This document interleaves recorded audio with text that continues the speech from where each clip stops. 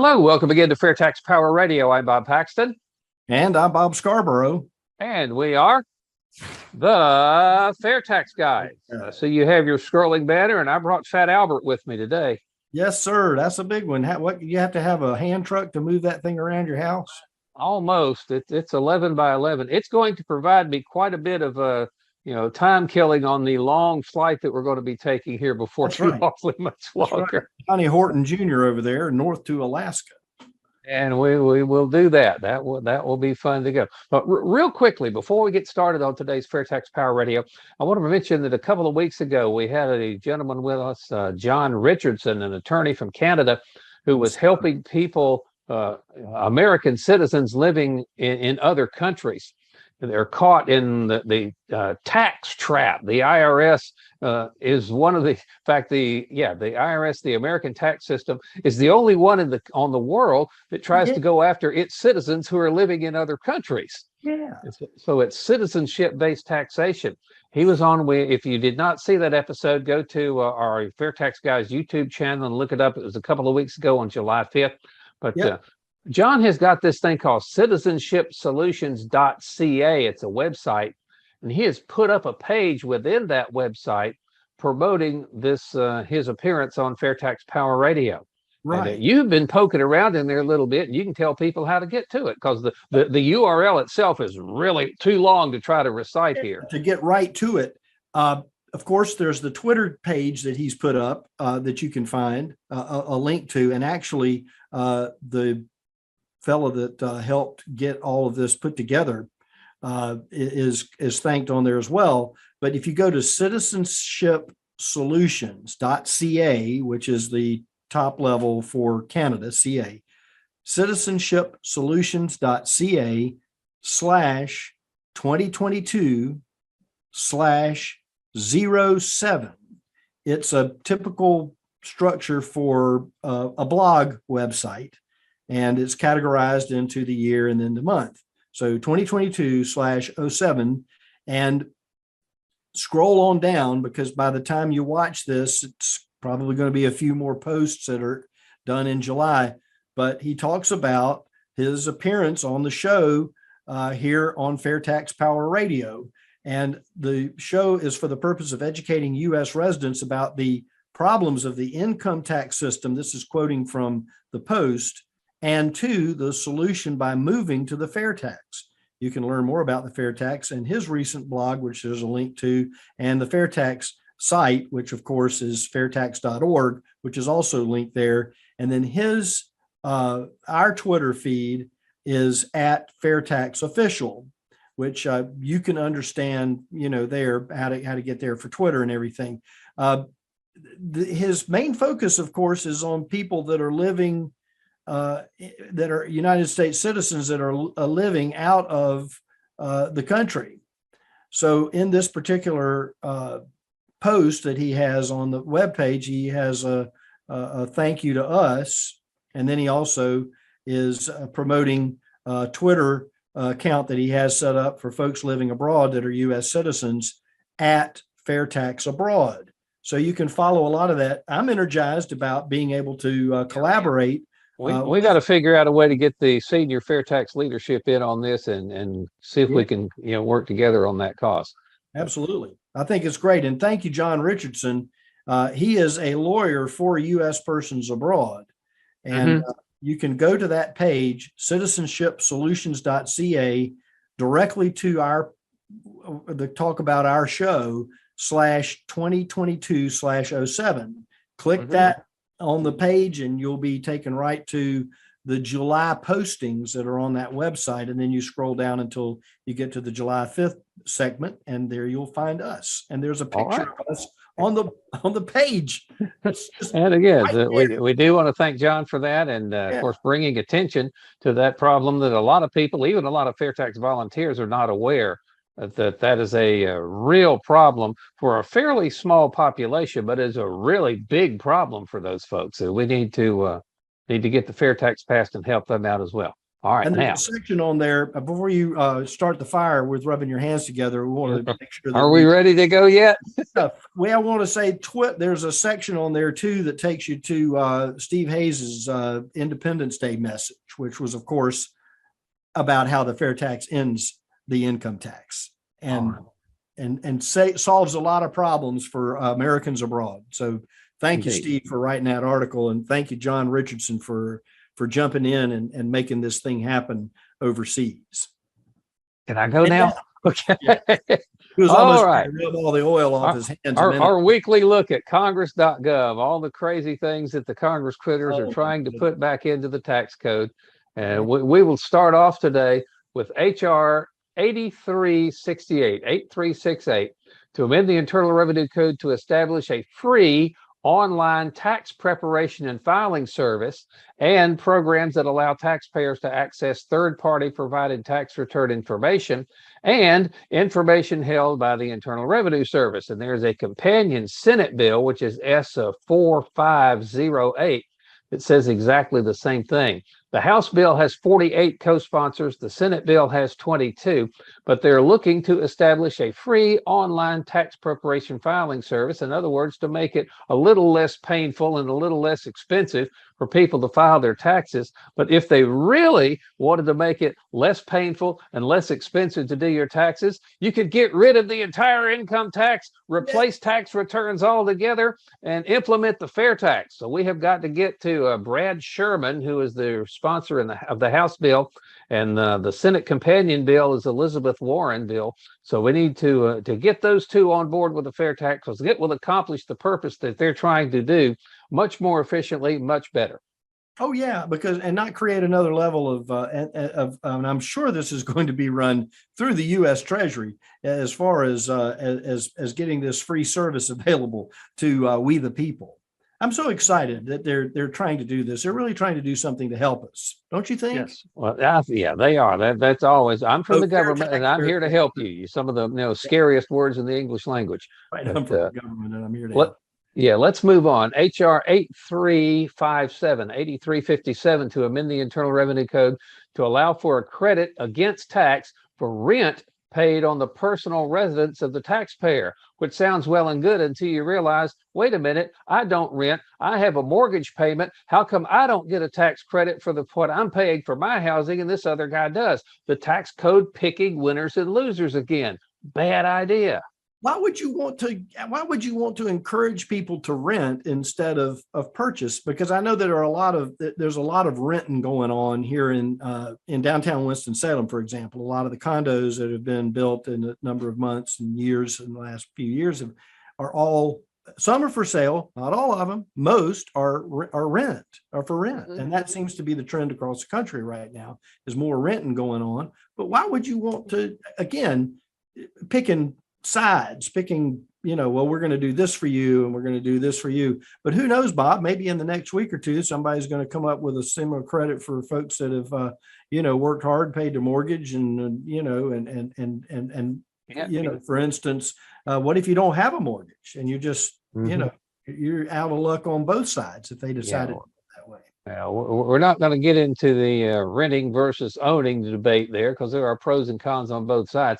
But the idea here is that, again, the tax code is picking winners and losers, giving a credit to one side. And this is a credit against tax. This is not a deduction. A credit against tax is a dollar for dollar reduction of how much tax you owe. A deduction just simply reduces the amount of your income that is subject to taxation. So a tax credit is a lot more powerful for reducing your tax bill.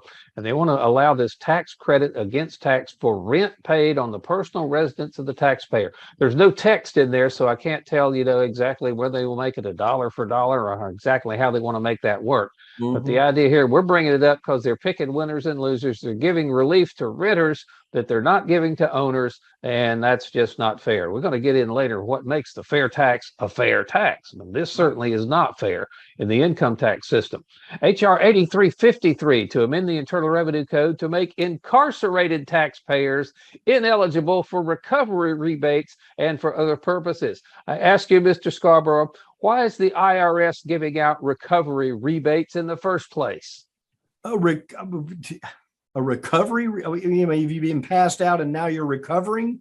Is that what that's all I about? think they're talking about these stimulus payments that were supposed to help you, Right. stuff like that. And said the IRS will now have to give those out in addition to what they're doing. And they're already years behind in processing the tax returns that they've got. And so now they're going to pass another law that says, well, if you're in the clink, they're not going to let you have one of these recovery rebates. Crazy. General All right. Delivery, San Quentin. Indeed. One more real quick one here. This is to amend this is HR 8331 to amend the Internal Revenue Code to temporarily suspend required minimum distribution rules for certain retirement plans and accounts. Again, if you've got your money in a 401k, or in my case, a 403b, which is a similar thing just for, public employees, rather private ones, and you're stocking money away tax deferred that you haven't paid tax on, the IRS says, well, when you reach a certain age, you have to start drawing that money out so we can get our grubby little paws on our part of it. Right. And so now they're messing again with what you can do with your own money. And the FAIRtax just wipes all of that out. It just, no tax on savings, no tax on the distributions from 401ks, no deadline. If you have a 401k and you pass away and you leave that to your children or to your wife, then you have to, at a certain period of time, you have to take a certain amount every month. Or every year rather, and then I think it's 10 years, you have to have cleared out that. You have to have taken it all so the government can get their money on all of the money that you stashed away tax free. So, it is time for the FAIRtax now. It is time to get rid of that garbage, yank it all out by the roots, replace it with a FAIRtax, and we need to move on because our time's getting away from us. But we will be looking in the more insanities and absurdities that the Congress critters are trying to put into the tax code next week on FAIRtax Power Radio. Another thing that I kind of want to mention real quick, you sent this link up earlier in the week, that it was reported to the New York Times a couple of weeks ago that both Jim Comey and Andrew McCabe, the FBI officials that were, way up to their ears in trying to undermine President Trump, well, both of them have now been selected for a supposedly random but very intense IRS tax audit. Well, they say it's random. What do they have, like a bingo Turner thing, and they have a ball come out, and if your name's on it, then you're going to get I don't know, but hey, you win an audit from. This is an article at The Hill, and this article says that the Times reported that the odds of being selected for this kind of tax return audit are 1 out of every 30,600 tax returns. Now, what is the probability that two people who were involved in what they were involved in just randomly got selected out of, each one had a 1 in 30,600 chance of being selected? Now, of course, there's the usual denial that you would expect to see in this article. Oh, these are not politically motivated. This is just, that just came about. And the idea is, why do we continue to have an IRS that can be used in this manner? And people who are, cheering and applauding the fact that Comey and McCabe are getting as much grief as they can from the IRS, and they think, oh, that's a wonderful idea. They're not thinking on principle, because it's not such a wonderful idea when the table is turned. And I'm wondering, under this administration, if, say, Kellyanne Conway or Sarah Huckabee Sanders, or both of them, are being intensely investigated in this same manner. I don't know that that's true. Well, but if it is, you can look at that and say, well, that's not random. And I don't think this is random either. Well, the fourth branch of government, of course, which is the bureaucracy, because the way things go in Washington, all the activities of the bureaucracy are at arm's length from us through our elected representatives. They write laws in a vague sense so that the bureaucracy has to say, okay, well, what do they mean by this? How far can we go? And that kind of thing. But according to the Internal Revenue Service, federal privacy laws preclude them from discussing specific taxpayer situations, which means they're walling off that way. But audits are handled, this is a quote out of the article from The Hill, audits are handled by civil career servants, and the IRS has strong safeguards in place to protect the exam process and against politically motivated audits. It is ludicrous and untrue to suggest that senior IRS officials somehow targeted specific individuals for national research program audits. Trump spokesperson was not immediately available for a request for comment. And of course, we have, said that Comey and McCabe came under fire from Trump during his presidency. Obviously, that was something that was in the news. And it should be noted that Charles Rettig, the IRS commissioner, is a Trump appointee. True. So again, even if it really is not politically motivated, which you'd almost have to, I got a bridge in Brooklyn. I'll tell you if you can believe that. Right. But again, the point is this kind of political targeting of political opponents or folks who are on the other side of the aisle just is wrong. And it doesn't matter who's getting, I'd be just as against it if it was, Nancy Pelosi and Chuck Schumer getting audited as it is these guys. Exactly. Political opponents should not be subject to IRS scrutiny just, because of their positions.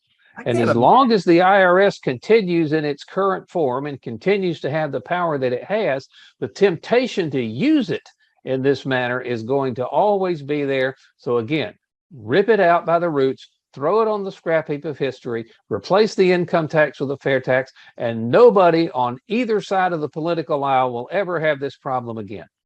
If you've just joined us, so we're talking about the fair tax, which we always do on this show every week. And we're talking about this specific situation, the politicization. I think I might have an extra syllable in there that I probably didn't need to have in there, but you know what I mean? Politicizing bureaucracy, the different departments of the government that are supposed to be there to work for us, interpreting and executing regulations that they develop based on the laws that our representatives put together. So here you have the Internal Revenue Service supposedly going and doing these things, targeting from a political nature. And what we're saying is get rid of the ability for that to happen. There's a lot that goes on in Washington that we have no idea what's happening. We can see the surface effects sometimes, like a big dust storm off in the distance. We can see it, but we're not right in there with everything blowing around like we know things are going on. And we are apolitical at the fair tax. We're not going to get into that. We're just getting into the way that the tax is collected. We're saying tax on consumption. Everybody else is saying, hey, we're at the income tax. And we haven't lived in a time where there wasn't an income tax. And I think that's the biggest thing is folks are just saying, well, this is the way it is. And this doesn't have to be the way it is. And if you correct. Go through and think about FAIRtax.org is loaded with information. There's ways that you can join and support the movement. We're very excited about the climate in Washington right now, where debate is taking place on a number of issues, including the inflation, including how do we handle that, including the Fed's getting ready to raise interest rates, may have already done so by the time this show airs. It'll be 1.75 total in the last few weeks that really puts a pressure on the economy. We're probably going to go into a recession. And we've talked about how the fair tax is probably going to be a good companion to turning the corner on the situation, the financial situation that we find ourselves in here in the country. Let's just refer everybody to Wally's World of a few weeks ago when he tackled the fair tax versus inflation there. We got to move on. As we've mentioned before here that when the fair tax was first created, when the businessmen in Houston hired these economists and gave them a blank sheet of paper and said, just design me the best tax system you can. What they came up with was not called the fair tax right out of the box, but as it was being explained to someone, the story goes, that they listened to the idea and said, that's a fair tax. And that's how the name stuck. So let's take a look here in the last 8 minutes we've got here in the program about what makes the fair tax a fair tax. You may go first. Yeah, I mean, it's a common sense deal. And once you understand it, you'll demand it. You hear us say that all the time on the show. Absolutely. Well, number one, you decide your level of taxation by your spending habits.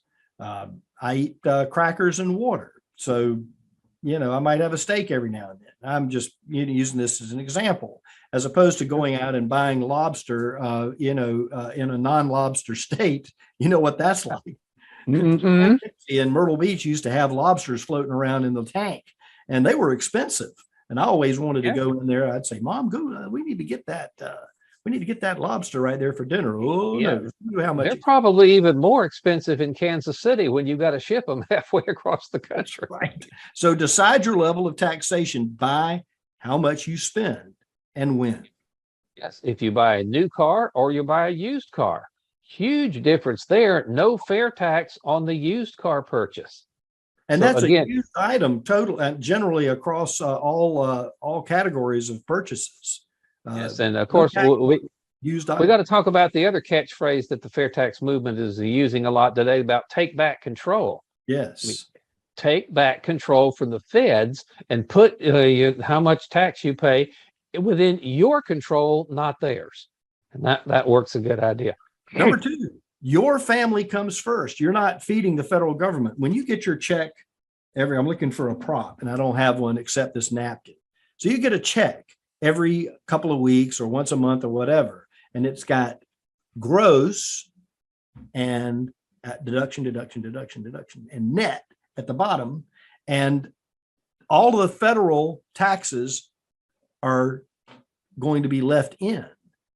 You'll only have whatever you appropriate through the company you work for savings, and maybe their 401k and then the state taxes that come out. But all your federal taxes are going to be taken away. You will still get those at the bottom line. Your family comes first. We always say, feed your family first, not the. Yeah, that's one of the sizzle points we came up with our Just Foxworthy thing. If you think you should feed your family before you feed the government, you might be a fair tax fan. Yeah. But again, your family comes first. And that's just, as a philosophical matter, I don't think anybody of any political ideology can argue with that for very long and win. But the government, through their withholding, which came about within less than a generation after the income tax was first implemented, they suddenly decided, well, we're not going to wait till the end of the year for you to send us your money. We're going to grab our share right off the top of your paycheck before you even get it, which means you don't feel it. Yeah, the government has set itself up as every working person's highest spending priority. We're going to take our pound of flesh before you get a dime to buy milk for the baby or bread for the kids. And you receive what you earn. That's the big thing. Yeah. You receive what you earn. Yeah, that is just not right. So the fair tax with the prebate, again, when you buy bread for the kids or, milk for the baby or what have you, you will pay the fair tax at the cash register on that purchase. But every month, at the beginning of every month, you will get a check from the government that, in effect, reimburses you for the taxes that you will pay on those basic necessity purchases, meaning you do not take a dime out of your own pocket to pay the fair tax until after you have provided basic necessities for your family. Feed your family before you feed the government with a fair tax. It's the other way around with the income tax. Simple question: which system would you rather have? Hey, I'd rather have the money in my pocket, on my hip, folding money, ready to go on the Friday night. Your productivity and ingenuity are not penalized either. Businesses will flourish because not only will the worker get the relief from not having to pay the federal tax, but the business owner that pays into the federal government on your behalf is going to be able to innovate with that money, or maybe give you a raise because you're not making the full dollar. That money is coming out on your behalf for half of what the federal government is requiring of your labor. How many people there at your radio station have been given a raise and they turned around and said, I don't want it because it puts me in a higher tax bracket and I'm actually bringing home less money with my higher salary than I was making before? That happens with the income tax. It's crazy. Tax bracket. And it's so insane. I mean, and again, you have this cycle that happens every April before April 15th. And so you have this level of stress that's on you. And so instead of using your brain to think of new stuff to do or innovate, where's that piece of paper at? I had, I got all my stuff here. I'm ready to go down to the tax H&L Brock, to get my, and why? You get rid of the Internal Revenue Service and the income tax, and not all goes away. On April 15th, you're just dealing with the state at that point. And then you can go to the state and say, hey, man, we need to do what we did with the federal tax.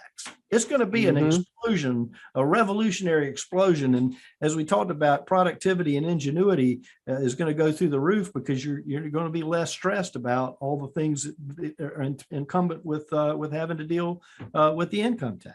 Yeah, we could bang on this one for quite a while, but we've only got about 2.5 minutes left.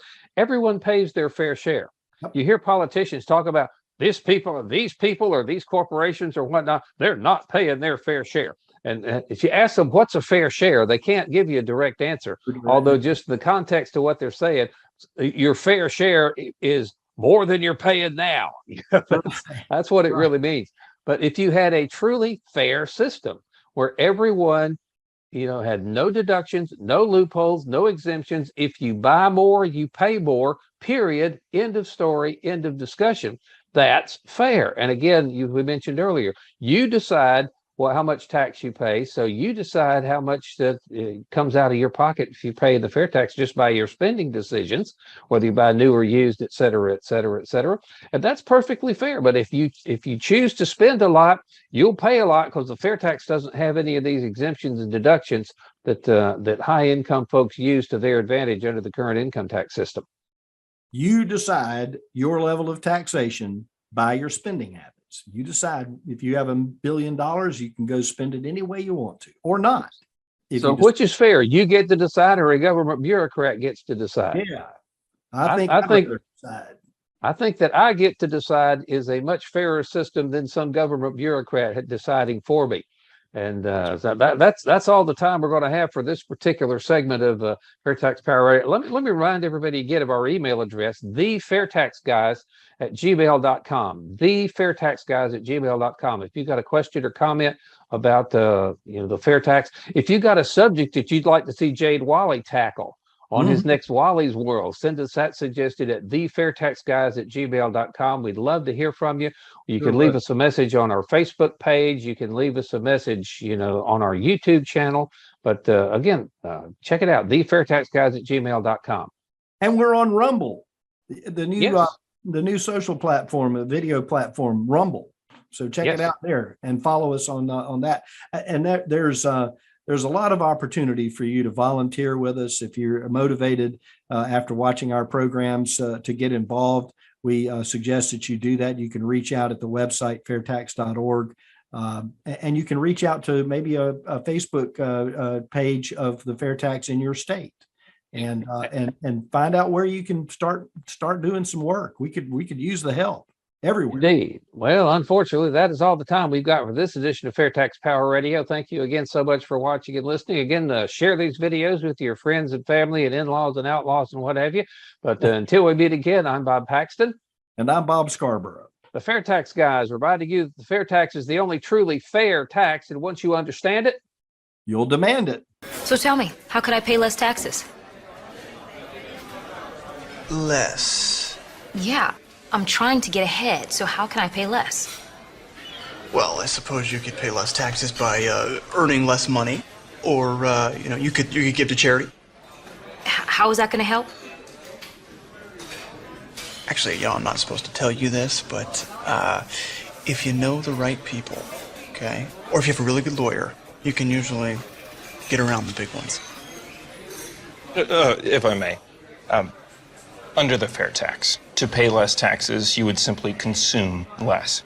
You would control how much you pay and when you pay your taxes simply by choosing what you purchase and when you purchase something. So I could